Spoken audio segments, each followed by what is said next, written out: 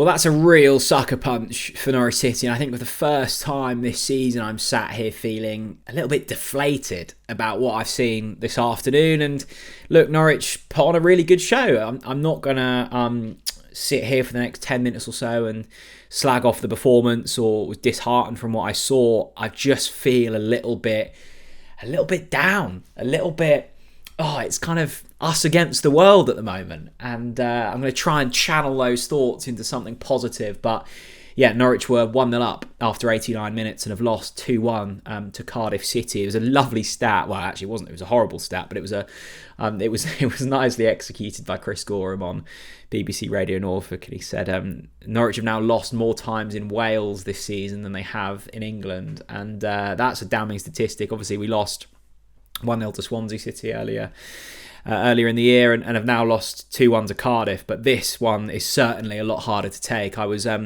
messaged by a Cardiff fan after about 85 minutes and he said, I've just left, we're never going to score. He missed 2 goals and he missed his side winning. I think, it's worth talking about the context behind today and the context behind Norwich at the moment, and that is that we are truly up against it in terms of injuries, in terms of suspensions. Let me just go through the list. Kenny McLean is out suspended, Angus Gunn is out injured, Anis Ben Slimani is out injured, Ashley Barnes is out injured, Josh Sargent's out injured, Liam Gibbs is out injured, Marcelino Nunez is out injured, and so is Onel Hernandez. Now, out of that list, Kenny McLean, definite starter. Angus Gunn, definite starter. Anis Ben Slimani probably starts. Ashley Barnes probably on the bench. Josh Sargent, probably first name on the team sheet.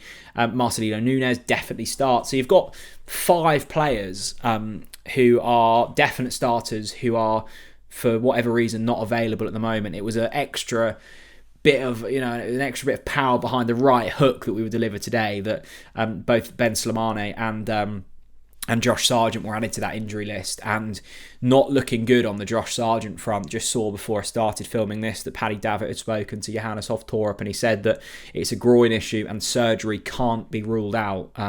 Definitely won't be playing on this side of the international break, but it could be a prolonged period on the sidelines. If surgery is needed there, then we're in a really sticky situation because we've got 2 strikers out injured. You've got Ashley Barnes out, you've got Josh Sargent out. It was Ante Ciernats that started up front today, who I must say I do think is a number 9. I thought looked okay today, but you're suddenly looking really, really light on striker options if Josh Sargent's out for a prolonged period of time. And I must say, just looking at that injury list, I'm looking at the bench today. You've got Springett on there. You've got Fasnacht on there, who haven't featured for a long, long while. You've got Lucien Mahavo, who's 19 years old, has never played for Norwich City before. It's looking pretty bleak. And I guess this is the risk of playing incredibly high-intensity football with a fairly thin squad. I can recall this happening a couple of times in the early days of Daniel Farke, where players are getting used to the setup. And look, this isn't me criticising the style at all. I love the way that we play football. If I could choose my ideal, Norwich City style, this is it. This is everything that I want to see, but it does come with consequences. And that is that, for the likes of Josh Sargent, who's playing 90 minutes a week for Norwich City, then international football, flying here, there and everywhere, it's an incredibly high intensity workload, particularly when you factor in his injury troubles of last season. So this is a really, really tough period for Norwich now. And look, we were 5 minutes away from me sitting here having just beaten Cardiff 1-0 and going, what an incredible performance. Forsyth playing, you've got Oscar Schwarthouse starting, you've got Marcondes playing, who was without a club at the start of this season, you've got Kellen Fisher playing, still so young, you've got your second choice goalkeeper, you've got Jakob Sorensen coming in, who's barely played all season, and they've gone to Cardiff, who are in brilliant form and have won. We were so close to that, and they are the fine margins in football, but it does feel as if that for the next few weeks, Norwich really, really have to dig in. They've got to now go to Sheffield on Tuesday night for a game against Sheffield Wednesday. That is a game on paper that you should be winning. Sheffield Wednesday have struggled this season, but suddenly you're looking at it and going, oof, let's just take a point. Let's try and find something. And now I think it's 5 draws in 6 games, and suddenly you're looking at the table and going, oh, you now 3 points from the top 6. You're up against it. You've got that Sheffield Wednesday game. Then you've got Bristol City, who are above us at home. I'm just looking at these next 2 games now. 4 points would be brilliant from the next 2 games, and that would be lovely. But suddenly I'm thinking in my head, God, let's just get to January. We need reinforcements here. It was... I've seen a little bit of criticism for Johannes Hoftorp, and look, I get it, right?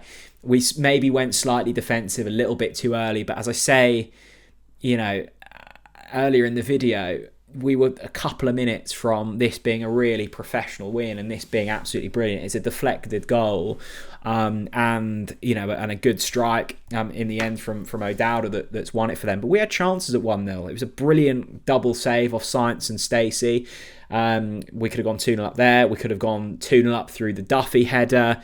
We had chances at 1-0, and on another day they go in. It wasn't even particularly the fault of the Norwich players. It was just some brilliant goalkeeping by Jack Alnwick. And it's one of those. But Norwich really have to dig in now, and I think the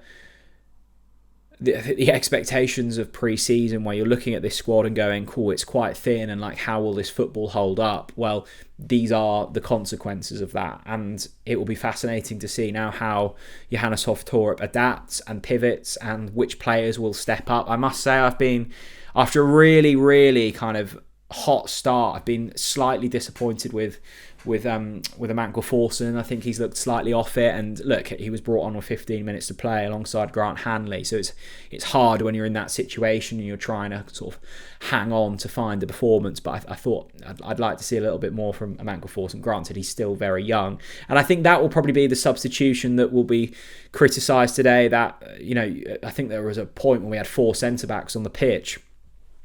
When you say that, it sounds slightly ridiculous, but that's what happens when you've got a bench like we have. I mean, the bench today was Ben Crescene, Jack Stacey, Grant Hanley, Forson Amanko, Cade Gordon, Archie Mayer, Lucien Mahavo, Christian Fastnacht, and Toby Springett. Well, Springett and Fastnacht have been injured for however long, and it's up to you whether you think they're championship quality. You've got a 19-year-old in Lucien Mahavo, who I must admit I've barely seen play. You've got Archie Mayer, backup goalkeeper. So then really your only options are Cade Gordon, Forson Amanko, Grant Hanley, Jack Stacey and Ben Crescene. Well, 3 of those are defenders, and you've got a midfielder and a 20-year-old loanee from Liverpool. So it's slim pickings on the bench, and I think this is probably the period where the likes of a Leeds or a Burnley or someone with that kind of Premier League feeling squad, or at least in depth, might be able to kick on a little bit. So it's an important few weeks for Norwich. We are truly up against it now, particularly with that injury to Anis Ben Slimani and Josh Sargent. I feel as if those 2 are in there today, we have a far better chance. Without those 2, I mean, a midfield of kind of Schwartau, Sorensen and Marcondes is tough. And I'm sure it was Cardiff away last season when we ended up, I think it was Premiswar Poeta at left back, a centre back pairing of Hanley and Tompkinson and someone at right back. We always seem to travel to Wales with just an incredibly depleted squad. I said it on Twitter and I'll say it again. I'm finding it really difficult to kind of criticise Johannes Hoftorp today in this situation. If we had a full first 11 and he'd made defensive substitutions at 75 minutes or a little bit earlier than that, and we'd gone on to lose the game 2-1, then fair play, you're justified. We didn't really have a lot to choose from off the bench, and unfortunately we were undone. And another day, as I say, you score that second goal and you probably go on to win the game fairly comfortably. It's one of those things. I've yet to mention Borja Sainz. It feels like if any other player in the Championship were to score a 25-yard screamer, they would be getting the headlines. This is just standard stuff for Borja Sainz now. It's 11 goals in 13 games, and 8 of those have been absolute screamers. This is a man operating at his very, very best at the moment. I saw a comment the other day, actually, which made me think, and it said that he actually feels like Norwich are worse off with Borja Sainz, and you've almost got that James Maddison syndrome where everything revolves around him and it makes you slightly unbalanced. I disagree with that. I think that Borja Sainz is incredibly unselfish as well. I think with Josh Sargent, he has a really good partnership.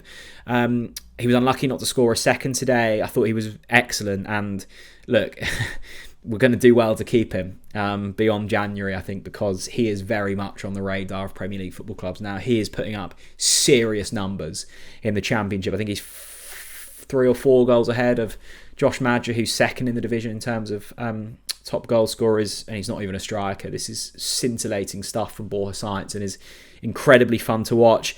And actually, I look at this Norwich team and I can't really criticise any of them. I think Ante Cianat's, again, he's kind of finding his feet, but I think this could provide an opportunity for him in a number 9 role. I think he looks better in that position.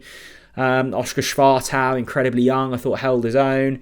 Gabe Forsyth, look, again, very young, but Johannes clearly thinks there's something there. I think the reason he likes Gabe Forsyth, actually, in kind of that attacking role is he drops a little bit deeper and he's not, shy to put in defensive work. It was interesting to hear Thorup talk about Borja Sainz. If Borja wants to go to the next level, it's now about the kind of defensive work that he puts in, and I think Gabe Forsyth can do that.